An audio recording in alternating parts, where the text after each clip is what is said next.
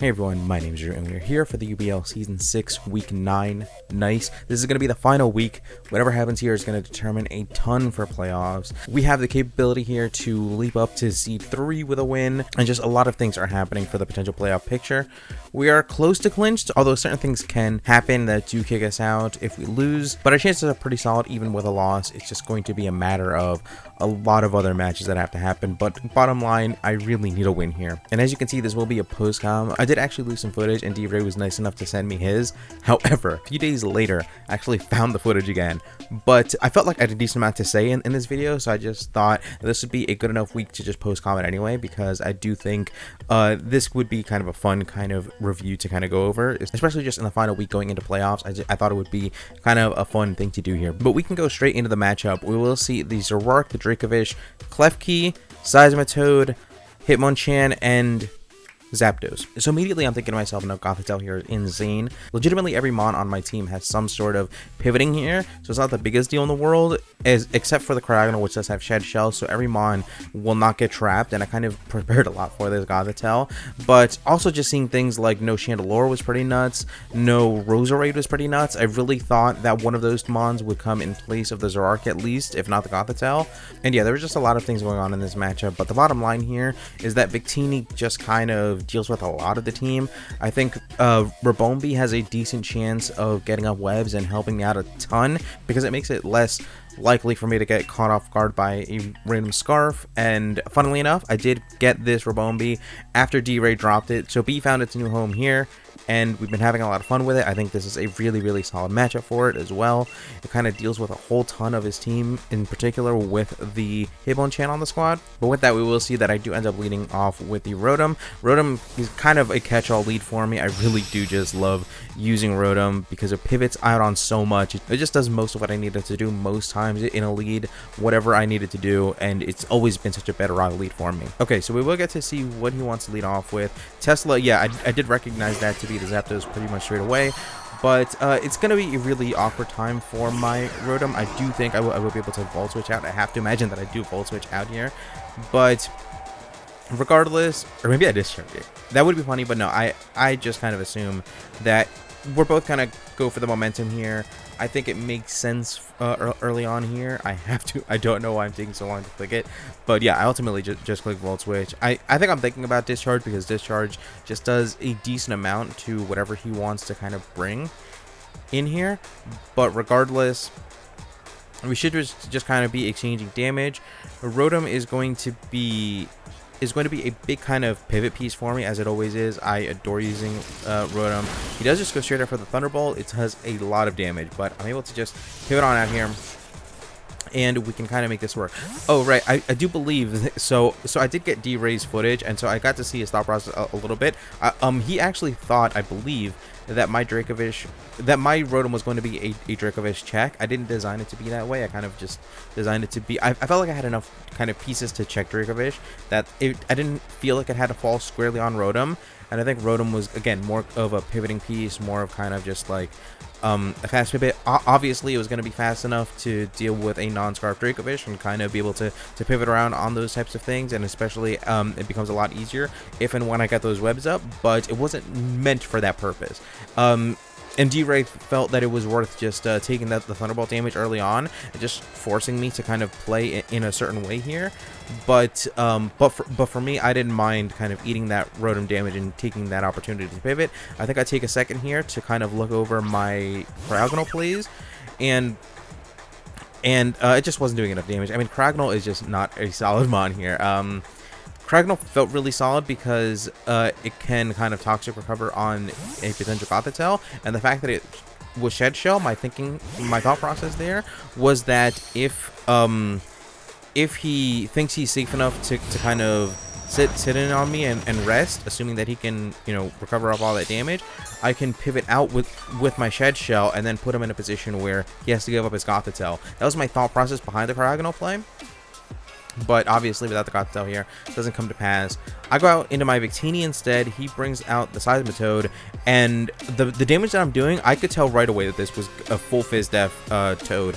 He's definitely guarding against the V-Crate, and that's been one of the most fun things about building a special Victini in particular, is that people always respect the V-Crate quite a ton. And I think I've been kind of doing a solid job of like assessing whether or not to bring V-Crate or bring the special Victini, and I've been mixing it up a little bit. And when people respect the V-Crate a ton, I tend to bring the special Victini. It's just kind of worked out for me a little bit here, and that's just kind of how this one goes. And here, yeah, I think I'm almost positive that I clicked the energy wall. I think I missed it, but I don't want to make any predictions here, right? This is too early on in the game to kind of be making those hard reads, and Victini just feels like it's in a solid position because I did run like a solid amount of pregame calcs, and I got a really solid amount of damage on the Zapdos in particular that I felt reasonably confident just going for this energy ball and feeling okay with it. I don't have psychic coverage for this Hitmonchan, but at the same time, I don't know. Blue Flare felt like it did enough. That is a very decent amount of damage, but at this point, I just feel like I can switch out. Yeah, I do take a look at the team. Oh, I forgot to take a screenshot of the team, so I have to do it now, which is unfortunate. But you can kind of just see from the team composition that this Victini is capable of doing a lot for me in this matchup, and this Victini just kind of manages everything. And for most of my team, I'm going to have to contend with this Klefki, but as long as I can manage the Klefki and not let my Victini kind of get worn down, or let my team in general get worn down, then I think that I have every tool that I need to kind of win this matchup.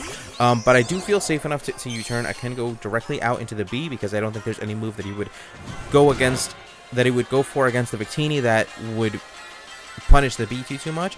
And now I'm very free to go for a U-turn because I'm really hard expecting the Klefki to come in. I know when DRey dropped it, his biggest complaint about it was that it didn't deal with steel types at all, and it just couldn't hit steel types at all. But I mean, for the most part, these were reasonably easy predictions to make and just U-turn out on them. And now I can kind of get some things going on here. I can go back into the Victini. Maybe that's what I do. I think it's a reasonably free Victini play. Yeah. This Victini is Lumberry specifically not to get affected by Thunder Wave. Spoiler alert, this Klefki doesn't have Thunder Wave. It's not going to matter ultimately, but because I don't think there would ever be a turn where this thing would reasonably click Thunder Wave in front of me. Well, maybe he would. Yeah, I think maybe there were a couple turns potentially, but again, I don't even think it particularly matters because now I can just Blue Flare, and even if he did Thunder Wave me again, I would have been covered once with the Lumberry, and I think even if he decides to give up the Klefki for a T-Wave in exchange for a T-Wave, I would have been in a winning position regardless. I Blue Flare into this Seismitoad once again, but now this thing is getting weakened, and important to note, I did see leftovers earlier, so I know it's not Rindo Berry. I know it's not like any type of craziness. And I just feel like he kind of has to play off of this a little bit. I felt like I feel like I've been on the winning end of these predictions all game long, but this one is one where I'm not correct, right? He stays in, and I go for a U-turn, and I realize I really don't have anything that wants to switch into this thing, and I really don't know how well I manage it because I really don't want rocks to go up. Well, he doesn't know that I'm not boots yet, right? Because I obviously wouldn't reveal anything with Lumberry, but I go into this thing. I don't particularly know why. I think in retrospect, I probably should have gone into the Revolve, which at least threatens it with a Moonblast or an Energy Ball. And it could invite in the Rabombi again, but I think I did expect Rock, so I thought that I could get an easy defog off. But I'm in with this thing now, and I'm realizing that like I really just can't touch this Seismitoad particularly well. Well, I knew that I wasn't going to touch Seismitoad particularly well, but I didn't think that it would put me in this bad a position. But I think I am in a worse position than I expected to be. So I go for the Toxic here. And I'm thinking, look, again, this Rotom is more of a pivot piece than anything else. I think as long as I can give this thing up to keep hazards off the field, then I'll be fine. I don't mind this too much, right? As long as the Seismitoad gets worn down, it's going to help out my Victini just click Blue Flare as much as it wants, and it's going to just enable everything that I want to do in this end game. So I feel fine about this in the moment. And this is kind of a rough exchange for me, but ultimately I have to just stick to this plan of just keeping rocks off the field, and this is going to be somewhat of a long exchange of just us clicking Hazards, Defog, Scald, and just like, well, he goes for Power Whip, right? So I do successfully keep rocks off the field, but it's still going to be a little bit of a long exchange of just kind of figuring out how each of us wants to play this. But me being faster means that he has to KO me which means that he has to KO me, and which means that I'm always going to be able to defog and keep rocks off the field. So that is going to have to be how I end up playing this. It's never going to look the best, but it's kind of just how I have to do this. And once I have this thing toxic, I don't even have any moves that have any effects. So it just never felt particularly great to be in with this Rotom. But switching out felt also not great. So it just kind of put me in an awkward position. And especially after that Power Whip damage, it means that I can't come back in on rocks, which I think was the worst part about this entire exchange. I think looking back on this, I could have played this quite a bit better and maybe figured out a way to switch this Rotom out and still be healthy, letting him get up rocks for a little bit, but being able to come back in and defog them. I think that would have been a lot better for me in the kind of longer run. But another thing that makes this exchange not ideal for me is that Rotom was honestly one of the biggest pieces for me that would help against this Klefki, because obviously it prevents me, it blocks any type of Thunder Waves onto my Victini, because I could always switch this in. I could always defog anything that the Klefki wants to do, and I'm kind of in a position where this Rotom can kind of sit in front of the Klefki and make it less viable, right? And so that made things a little bit more difficult, but again, it's not something that I'm particularly worried about in the moment, right? Because I think I have all the pieces, and I think Victini is in a fantastic spot to be able to do everything that it needs to do. If anything, I could drop in Victini right now, and I can kind of make some things happen, because whatever wants to come in, I don't think would be anything that I am incapable of either dealing with on the spot or you turning myself into a better position. So I'm feeling like this is going to be the best play for me. I could go into the B as well. I feel like I have plenty of options here is my point. I feel like I don't feel constrained about anything that's really happening here. And even though he can just go into the Klefki on this B,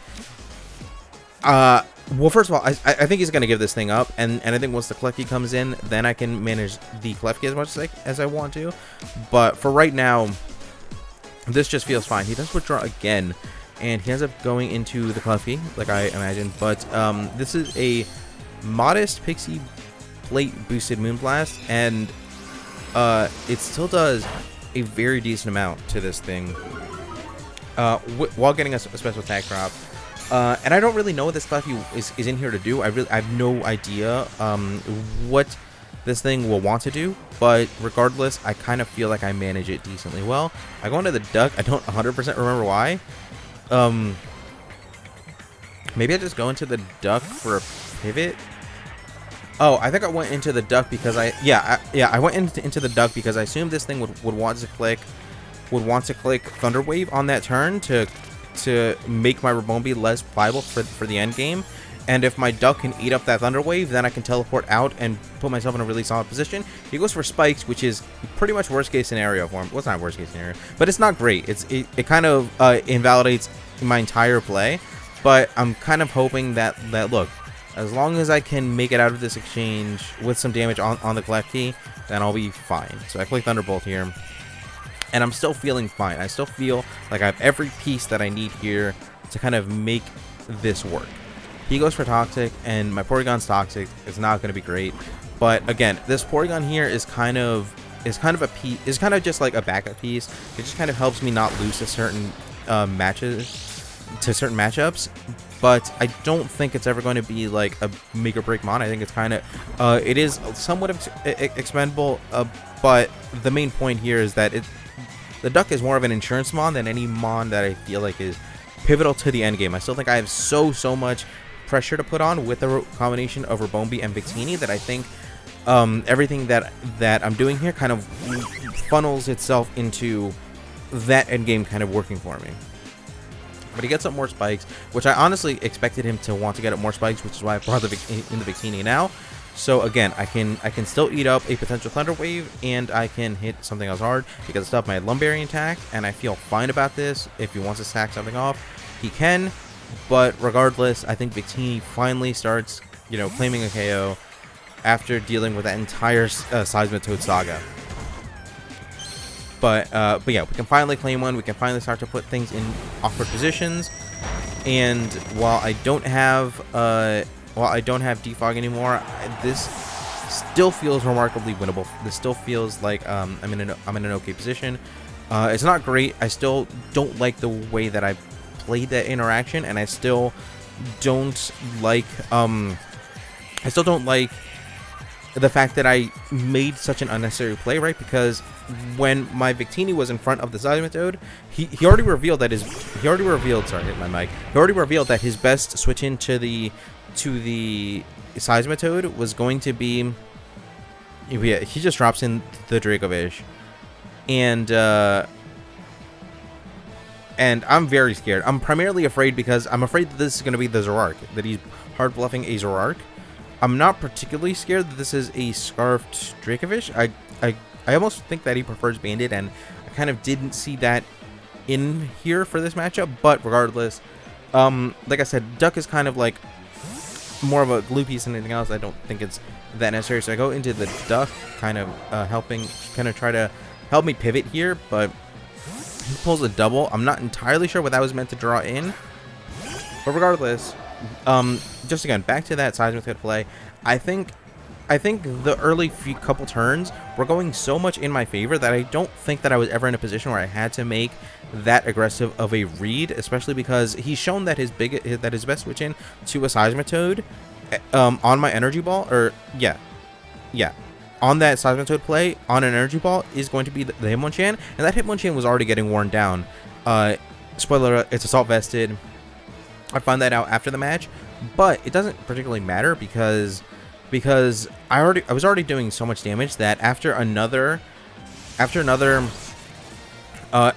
energy ball, it was going to be around half, and it's already getting super worn down. I felt like I got a little bit impatient in that kind of situation, and if I just played it more patiently, gone for the energy ball, worn down the Hitmonchan, worn down a lot of his mons over time, I would have been in so much of a better position. But I'm still kind of working backwards from all of those. Yeah, and there I go for a Toxic, gets absorbed by Skellefki. I'm still working backwards from that kind of hole that I dug myself into by clicking U-turn onto that Seismitoad, and it's just kind of putting me in a worse and worse position. Again, just as I'm trying to dig myself out of that hole, which I'm not happy about. It doesn't feel great to kind of dig myself into a hole when I think I was objectively ahead through most of those opening turns, and I think I was putting myself in such a fantastic position. But here again, I'm trying to get ahead of another layer of spikes, so I'm trying to bring in the Victini and threaten this Klefki before I get another layer of spikes thrown on me. And here I make a pretty wild play, I think. Well, in a little bit, but obviously there's no other button but to click. But Blue Flare to click in this situation, because I just have to get through this Klefki, especially because it helps me out so much in the Rabombi end game. It helps so much in so many different scenarios, and yeah, you can see how worn down this Hitmonchan is already. Imagine another hit of energy ball on top of that. But I do a decent amount to this, and I should have realized that. I really should have, done the proper calcs and realized that that this thing was assault vested. But I make a crazy play, and I don't go for follow-up blue flare because I started to notice that I was running out of blue flares. Right, I only had 4 blue flares left, and I started to think to myself that I might actually run out of blue flares, and it made me go for the Scorching Sands instead, and because the thing is assault vested, I never get to KO this thing, and now my primary win con. I don't know. It's difficult to say if it's a primary win con, but one of my biggest pieces here is gone, and it just doesn't feel particularly great because I don't think I still think this is far from unwinnable because the Rombi and the Zarude put on so much pressure. I still think Zarude under webs specifically, which is why I go straight into the Rombi and I go for the webs here on the predicted switch out, because this is such an easy sack for him when he has the Klefki in the back, or like preserving of a sack for him with the Klefki in the back. So I go for the webs. I get this free turn here, and I can still kind of chip down this Klefki, because now we're nearing a real endgame scenario where I kind of have to think about how Zarude can potentially win this one. And I think here what I start to think is that my best chance at kind of wearing this thing down is going to be Cryogonal. So I think I go for a U-turn. I guess not even caring whether this thing has Thunderwave anymore. Oh no, I guess I've seen most of its moveset, right? Because I've seen so far Toxic, Spikes, and something else. What else have I seen? But regardless, I've seen almost all of its moves, and it doesn't have any room for Thunderwave. So I felt fine just going for a U-turn. And my thought process here is like, look, as long as I can just hit this thing with freeze dries, keep this thing low, make it so that Zarude can potentially KO this thing, or Bombi, then I'm in a decent position. So I try to sub up here, but he goes for the Toxic straight away.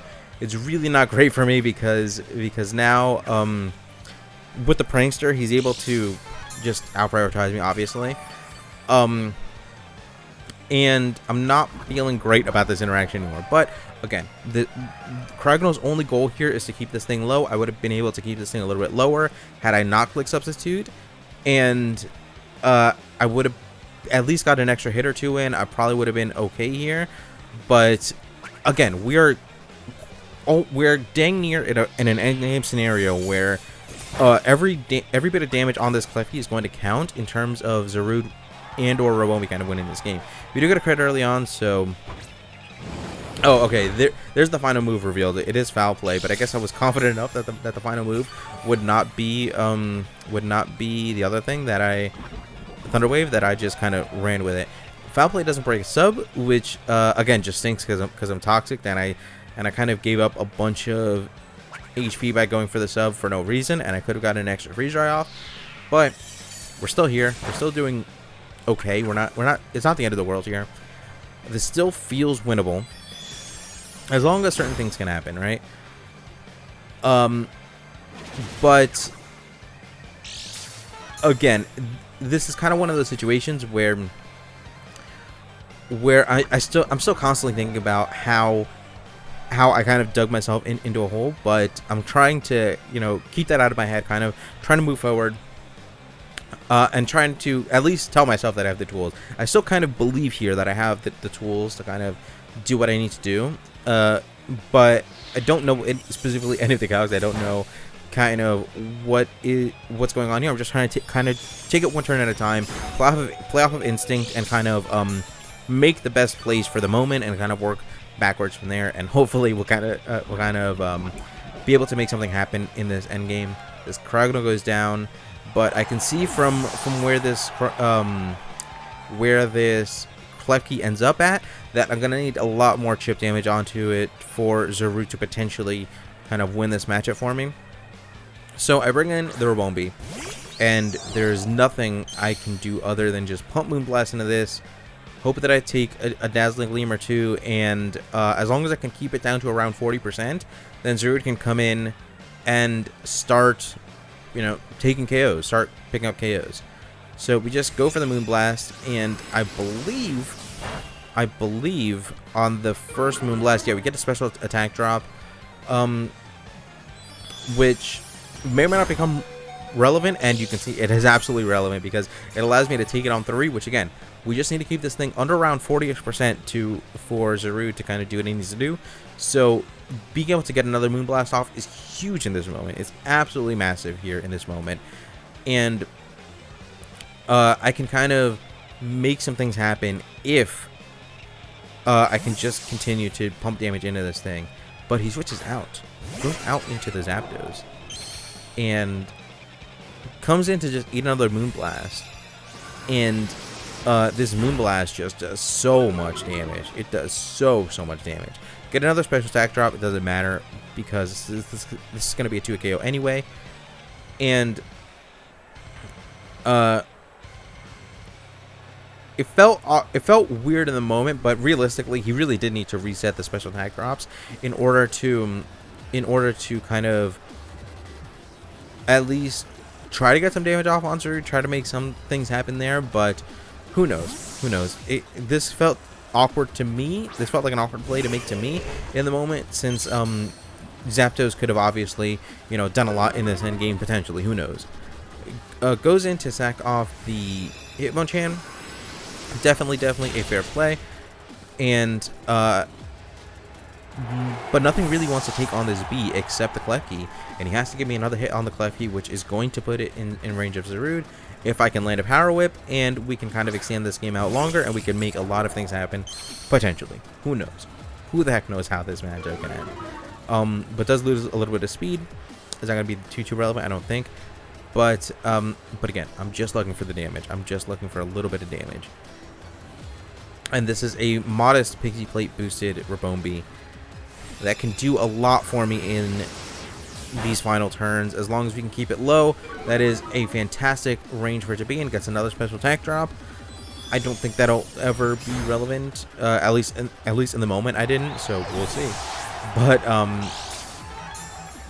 But yeah, it just comes down to Zarude hitting a Power Whip, potentially picking up another couple KOs, and maybe we can get a win. But regardless,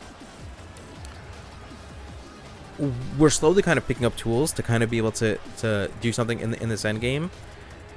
I am free to Power Whip, and we can at least end this game with a KO'd Klefki. He does go for the Toxic. He didn't really have any other play, but yeah, obviously I'm immune to Prankster being a Dark type. Maybe a slightly better play would have been to click Dazzling Gleam, because in case I miss, I should say. But does bring in this thing. I'm confident this time that it's not the Zoroark, because Zoroark would probably get KO'd anyway. So now I'm thinking through. I take a Fishious Rend, right? I should be able to KO this thing with 2 Power Whips, or like a Power Whip into a Darkness Lariat. I'm running calcs right now. I'm thinking, I think I deal with this, right? I think this should be fine. Just assuming that it would kind of have to, you know, scarf itself into Fishious Rend, or band itself into Fishious Rend, or whatever the case may be, right? Thinking the Fishious Rend would be the best move that it would want to kind of go for here. And I take some time. I know I'm up on time a decent amount, and I kind of feel like I can do this a little bit. But just one move that was not in my head at all, and you guys probably know what move it's about to go for, but this move is just literally just not even in my head in this moment. When I was trying to like convince myself, I was trying to think through every option, think about how I could potentially win this matchup. I do go for the Power Whip. I do a whole ton of damage to this thing. A really high roll crit could have potentially KO'd here, but my brain didn't even think about Leech Life, because I was so stressed out thinking about all my options, thinking about if I had any chances here. But as soon as he clicked Leech Life, I knew that it was pretty much over. And yeah, this was an interesting one. This was a fun one. I definitely don't mind losing. I don't think this was a bad loss in general, but it didn't feel great to have to lose because of that overprediction on that Seismitoad turn. It does, in my heart of hearts, kind of feel like I threw a little bit. It does feel in my heart of hearts like it's a matchup that I should have played better, and if a couple turns I just played a little bit better, I think I had everything going for me in the early turns. If I just kept everything up in those early turns, I think I had every tool that I needed to win this matchup.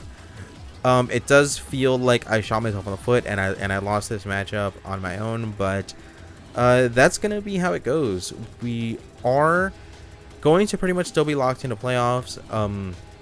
Spoiler alert, I mean, we did end up locking into playoffs. There's really nothing to worry about in that regard. A win would have been fantastic. A win would have very likely propelled us to a higher seed.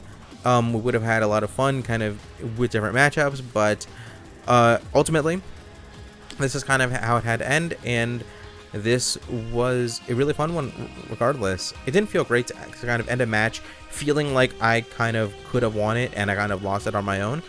But as far as games go, he had a fantastic team. He kind of did everything that he needed to do, and it was just a matter of me not over predicting. And I really, again, in my heart of hearts, I feel like I had every tool that I needed to kind of end that match in a way that that I would have come out on top. Especially think if I just clicked energy ball, I still would have had a reasonably healthy Rotom wash, which would have made the Klefki interaction so much cleaner. It means that I never have to worry about rocks, and any spikes up, I can probably defog them away, but also I have a dedicated switch in to it. I can discharge it, I can potentially play for paras, and I can make a lot of things happen with that Rotom against that Klefki like it was designed to do. But yeah, like I said, it doesn't feel great to feel like you kind of shot yourself in the foot in that way. But that's going to be it for me. Thank you guys so much for watching. There will be some playoffs going on for the UBL next week, and there will be some TBL videos either on mine or Vivid's channel. We will be a team kind of working together on that draft and that team in general. But with that, once again, thank you guys so much for watching. Once again, out.